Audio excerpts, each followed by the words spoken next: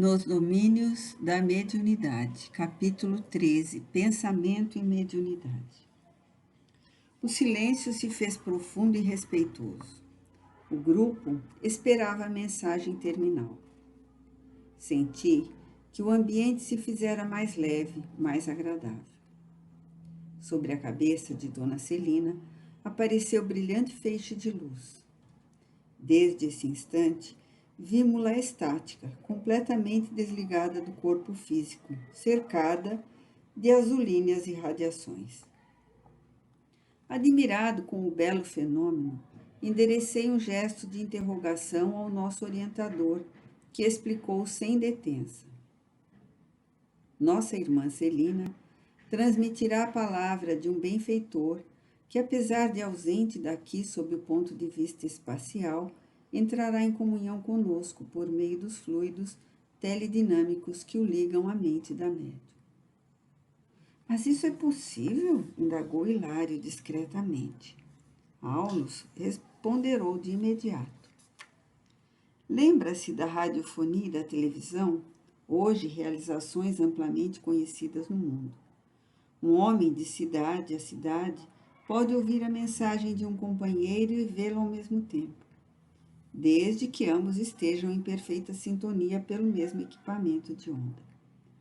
Celina conhece a sublimidade das forças que a envolvem e entrega-se confiante, assimilando a corrente mental que a solicita. Irradiará o comunicado lição automaticamente, qual acontece na psicofonia sonambúlica, porque o amigo espiritual lhe encontra as células cerebrais e as energias nervosas, quais teclas bem ajustadas de um piano harmonioso e dócil. O assistente emudeceu de súbito, fixando o olhar no jato de safirina luz, que se fizera mais abundante, a espraiar-se em todos os ângulos do recinto. Contemplei os circunstantes. O rosto da médium refletia uma aventura misteriosa e ignorada na terra. O júbilo que a possuía como que contagiara a todos os presentes. Dispunha-me a prosseguir observando, mas a destra do assistente tocou-me de leve, recordando-me a quietude e o respeito. Foi então que a voz diferenciada de Dona Celina ressoou clara e comovente, mais ou menos nesses termos. Meus amigos, começou a dizer o instrutor que nos acompanhava o trabalho a longa distância. Guardemos a paz que Jesus nos legou, a fim de que possamos servi-lo em paz. Em matéria de mediunidade, não nos esqueçamos do pensamento. Nossa alma vive onde se lhe situa o coração. Caminharemos o influxo de nossas próprias criações, seja onde for. A gravitação no campo mental é tão incisiva quanto na esfera da experiência física. Servindo ao progresso geral, move-se a alma na glória do bem, emparedando-se no egoísmo, arrasta-se em desequilíbrio sob as trevas do mal. A lei divina é o bem de todos. Colaborar na execução de seus propósitos sábios é iluminar a mente e clarear a vida. Opor-lhe entraves a pretexto de acalentar caprichos perniciosos é obscurecer o raciocínio e coagular a sombra ao redor de nós mesmos. É indispensável ajuizar quanto à direção dos próprios passos, de modo a evitarmos o nevoeiro da perturbação e a dor do arrependimento. Nos domínios do espírito não existe a neutralidade. Evoluímos com a luz eterna, segundo os desígnios de Deus, ou estacionamos na treva, conforme a indébita determinação de nosso eu. Não vale encarnar-se ou desencarnar-se simplesmente. Todos os dias as formas se fazem e se desfazem. Vale a renovação interior com acréscimo de visão, a fim de seguirmos à frente com a verdadeira noção da eternidade em que nos deslocamos no tempo. Consciência pesada de propósitos malignos, revestida de remorsos, referta de ambições desvairadas ou denegrida de aflições, não pode senão atrair forças semelhantes que a encadeiam a torvelinhos infernais.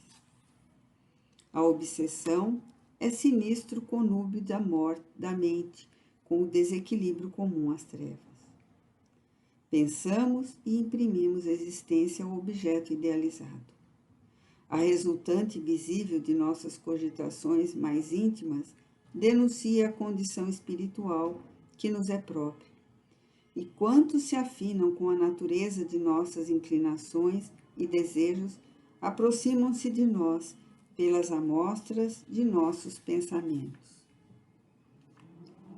Se persistirmos nas esferas mais baixas da experiência humana, os que ainda jornadeiam nas linhas da animalidade nos procuram, atraídos pelo tipo de nossos impulsos inferiores, absorvendo as substâncias mentais que emitimos e projetando sobre nós os elementos de que se fazem portadores. Imaginar é criar, e toda a criação tem vida e movimento, ainda que ligeiros, impondo responsabilidade à consciência que a manifesta. E como a vida e o movimento se vinculam aos princípios de permuta, é indispensável analisar o que damos, a fim de ajuizar quanto àquilo que devemos receber. Quem apenas mentaliza angústia e crime, miséria e perturbações, poderá refletir no espelho da própria alma outras imagens que não sejam as da desarmonia e do sofrimento? Um viciado entre os santos não lhes reconheceria a pureza, uma vez que, alimentando-se das próprias emanações, nada conseguiria enxergar senão as próprias sombras. Quem vive a procurar pedras na estrada certamente não encontrará apenas calhaus subservientes. Quem se detém indefinidamente na medição de lama está ameaçado de afogamento no lodo. O viajante, fascinado pelos sarçais à beira do caminho, sofre o risco de enlouquecer entre os espinheiros do mato inculto. Vigiemos o pensamento, purificando-o no trabalho incessante do bem, para que arrojemos de nós a grilheta capaz de acorrentar-nos a obscuros processos de vida inferior. É da forja viva, da ideia que saem as asas dos anjos, é as algemas dos condenados. Pelo pensamento, escravizamo-nos a troncos de suplício infernal, sentenciando-nos, por vezes, a séculos de peregrinação nos trilhos da dor e da morte. A mediunidade torturada não é senão a enlace de almas comprometidas em aflitivas provações nos lances do reajuste. E para abreviar o tormento que flagela de mil modos a consciência reencarnada ou desencarnada, quando nas grades expiatórias, é imprescindível atender à renovação mental, único meio de recuperação da harmonia. Satisfazer-se alguém com o rótulo em matéria religiosa, sem qualquer esforço de sublimação interior, é tão perigoso para a alma quanto deter uma designação honorífica entre os homens, com menosprezo pela responsabilidade que ela impõe. Títulos de fé não constituem meras palavras, acobertando-nos deficiências e fraquezas. Expressam deveres de melhoria a que não nos será lícito fugir sem agravo de obrigações. Em nosso círculo de trabalho, desse modo, não nos bastará o ato de crer e convencer. Ninguém é realmente espírita à altura desse nome, tão só porque haja conseguido a cura de uma escabiose renitente, com o amparo de entidades amigas, e se dedica por isso a aceitar a intervenção do além-túmulo na sua existência. E ninguém é médium, na elevada conceituação do termo, somente porque se faça órgão de comunicação entre criaturas visíveis e invisíveis.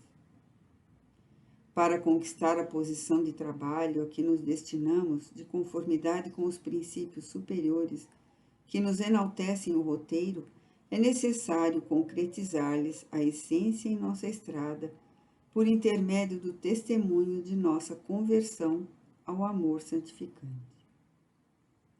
Não bastará, portanto, meditar a grandeza de nosso idealismo superior.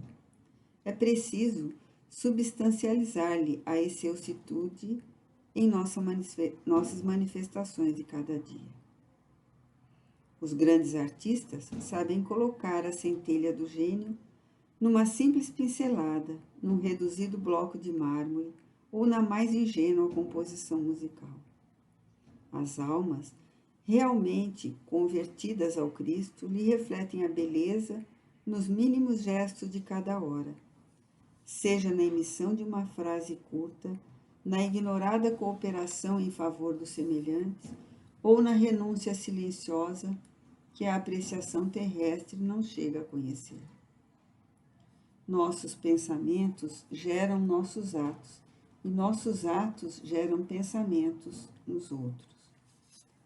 Inspiremos simpatia e elevação, nobreza e bondade junto de nós, para que não nos falte amanhã o precioso pão da alegria. Convicção de imortalidade sem altura de espírito, que lhe corresponda seja pela projeção de luz no deserto. Mediação entre dois planos diferentes, sem elevação de nível moral, é estagnação na inutilidade. O pensamento é tão significativo na mediunidade quanto o leito é importante para o rio. Ponde as águas puras sobre um leito de lama pútrida e não tereis senão a escura corrente da viciação. Indubitavelmente, divinas mensagens descerão do céu à terra.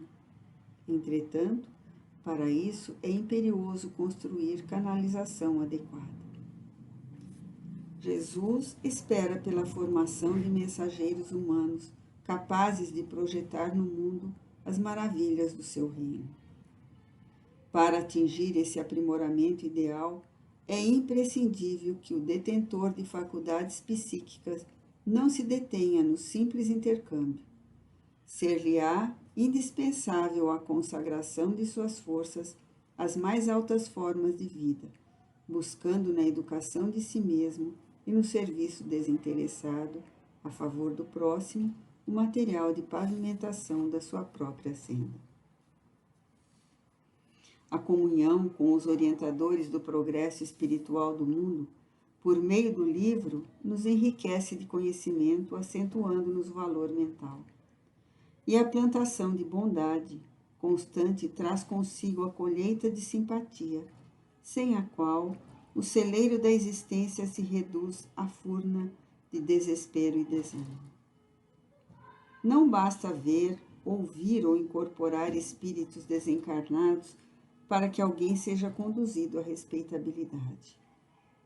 Irmãos ignorantes ou irresponsáveis enxameiam, como é natural, todos os departamentos da Terra em vista da posição evolutiva deficitária em que ainda se encontram as coletividades do planeta, e muita vez, sem qualquer raiz de perversidade propriamente dita, milhares de almas, despidas de envoltório denso, praticam o vampirismo junto dos encarnados invigilantes, simplesmente no intuito de prosseguirem coladas às sensações do campo físico, das quais não se sentem com suficiente coragem para se desvencilhar. Toda tarefa para crescer exige trabalhadores que se dediquem ao crescimento, à elevação de si mesmos. Isso é demasiado claro em todos os planos da terra. Não há frutos na árvore nascente. A madeira, não desbastada, é incapaz de servir com eficiência ao santuário doméstico. A areia movediça não garante a sustentação. Não se faz luz na candeia sem óleo. O carro não transita com êxito onde a picareta ainda não estruturou a estrada conveniente. Como esperardes o pensamento divino, onde o pensamento humano se perde nas mais baixas cogitações da vida? Que mensageiro do céu fará fulgir a mensagem celestial em nosso entendimento, quando o espelho de nossa alma jaz denegrido pelos mais inferiores dos interesses? Em vão buscaria a estrela retratar-se na lama de um charco. Amigos, pensemos no bem e executemo-lo. Tudo que existe dentro da natureza é a ideia exteriorizada. O universo é a projeção da mente divina, e a Terra, qual a conheceis em seu conteúdo político e social, é produto da mente humana. Civilizações e povos, culturas e experiências constituem formas de pensamento, por meio das quais envolvemos incessantemente para as esferas mais altas. Atentemos, pois, para a obrigação de autoaperfeiçoamento. Sem compreensão e sem bondade, irmanar-nos-emos aos filhos desventurados da rebeldia. Sem estudo e sem observação, demorar-nos-emos indefinidamente entre os infortunados expoentes da ignorância. Amor e sabedoria são as asas com que faremos nosso voo definitivo ao rumo da perfeita comunhão com o Pai Celestial. Escalemos o plano superior, instilando pensamentos de sublimação naqueles que nos cercam. A palavra esclarece, o exemplo arrebata. Ajustemo-nos ao Evangelho Redentor. Cristo é a meta de nossa renovação. Regenerando a nossa existência pelos padrões dele, reestruturaremos a vida íntima daqueles que nos rodeiam. Meus amigos, crede, o pensamento puro e operante é a força que nos arroja do ódio ao amor, da dor à alegria, da terra ao céu. Procuremos a consciência de Jesus para que a nossa consciência lhe retrate a perfeição e a beleza. Saibamos refletir-lhe a glória e o amor, a fim de que a luz celeste se espalhe sobre as almas, como o esplendor solar se estende sobre o mundo. Comecemos nosso esforço de soerguimento espiritual desde hoje, e amanhã teremos avançado consideravelmente no grande caminho. Meus amigos, meus irmãos, rogando a Jesus que nos ampare a todos, deixo-vos com até breve. A voz da médium emudeceu. Sensibilizados, reparamos que no alto se apagara o jogo brilhante. Raul Silva, em prece curta, encerrou a reunião. Enlaçamos Clementino às despedidas. Volte sempre, convidou-nos gentil. Sim, continuaremos aprendendo. E lado a lado, com o nosso orientador, retiramo-nos felizes como quem sorver a água viva da paz na taça da alegria.